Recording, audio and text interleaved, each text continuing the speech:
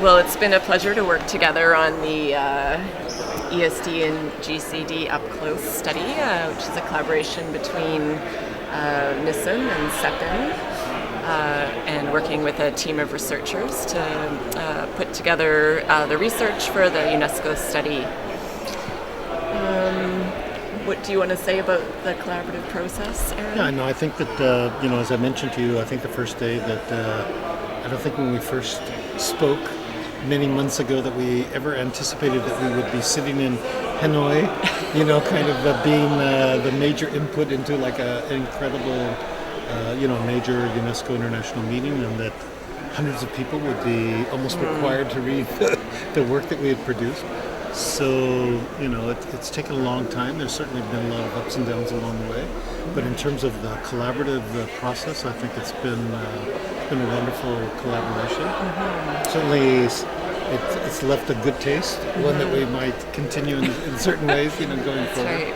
Well, I think the scope of the study is so large that I think either team on its own wouldn't have been able to do the same quality of work, and that each team brought different strengths in terms of and contributions, in terms of relationships with country experts, in terms of the ability to collect the different documents and verify them, and then working with the coding and the analysis, and then collaborating on the report writing. So it was really fruitful and great to have both teams of people to be able to contribute. So.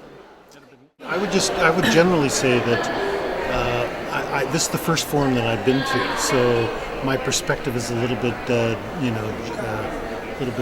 biased in terms of having only been to this one. I think you've been to more, and you've been to several. Yeah. So, but my sense is that a lot of the people that attend this forum would tend to use a certain set of terminology and a certain kind of evidence. And I feel that one of the strengths of the report and the research is to actually provide maybe another way to communicate or discuss issues around global citizenship and ESD, both in terms of terminology, but also in terms of a body of evidence, which is quite new.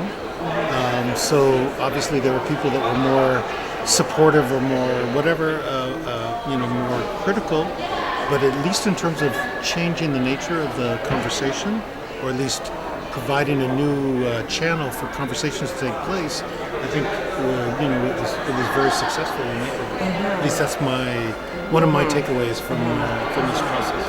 And it was great to see the reception by the different country ministers and representatives, and to see that they felt, for example, in the second session, that the results meshed well with their understandings of what was happening in their country contexts, and where they could see, that helped them think about their education systems and where they might want to go next. And we heard that in the closing comments as well. So, I think sometimes we can get caught up in definitional matters or those sorts of things, but when something, such urgent issues as climate change and sustainability and global conflict and wanting to work towards more peaceful and sustainable societies, that we need to sometimes get past we don't want to be rearranging the deck chairs on the Titanic. We want to work together to get some lifeboats off in the water to have as much success as we can. So to work with different approaches and different terminologies, and in order to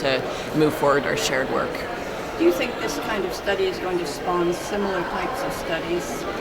Maybe not necessarily using the same document set, but other sets of documents.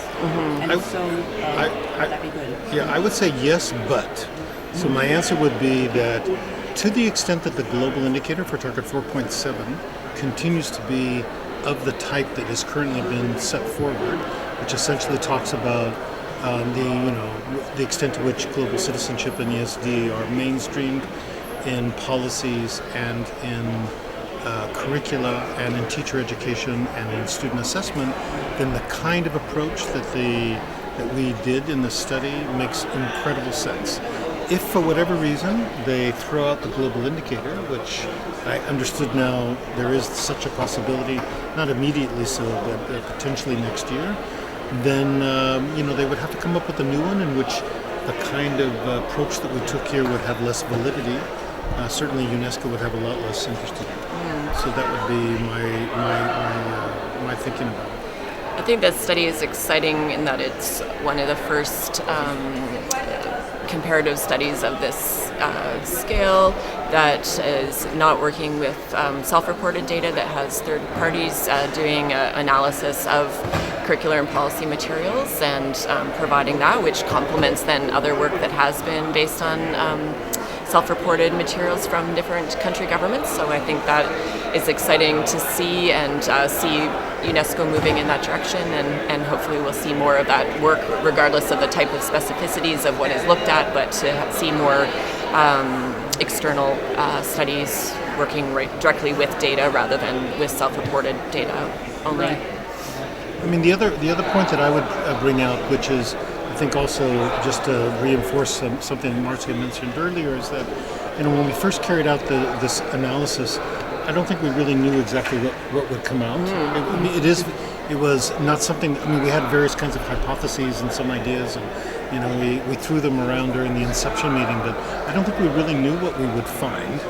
And so when we did get the initial analysis, I think that there was a sense, I wouldn't say relief, but the fact that the trends and many of the patterns made kind of sense. There was a certain face validity to the material that came out. So that was very reassuring. But the other thing that I found really extremely reassuring was what happened here at this meeting. So then when we actually encountered people from the countries that we had analyzed the materials, and they helped to validate the patterns that came out for the particular countries, and commented kind of on the context that why those things made sense to them. That was really a very important, it's kind of like a second confirmation or second validation, which I found really helpful. That's perfect. I was going to say I found it reassuring to see the variation across the countries, and that we didn't see one global trend, that was consistent across all the countries, that our education systems aren't homogenous, and I think that's reassuring. I was expecting to see which was the dominant trend overall, that more of a focus on the cognitive, and we know we need to get beyond that to be also addressing more explicitly the social, emotional, behavioral type dimensions, but that we didn't see that across the board in all countries, and so there was variation by cultural and country context. I think was a bit unexpected and reassuring for me. And the final thing that I think I would say is that I don't think I've ever been to a meeting where the fruits of my labor, sometimes when we did the GEM report, it was the center of attention, but that was the launch of the report. But to come to an international meeting that you contribute an input, and that people are really asked to reflect on that input, it's a very satisfying and this kind of immediate feedback is often when you publish these things. You never really hear. You kind of send it out there into the digital world, and eventually get some feedback. But there's something immediate about hearing people comment about some of the material that emerged from the report and the studies. So that was very satisfying.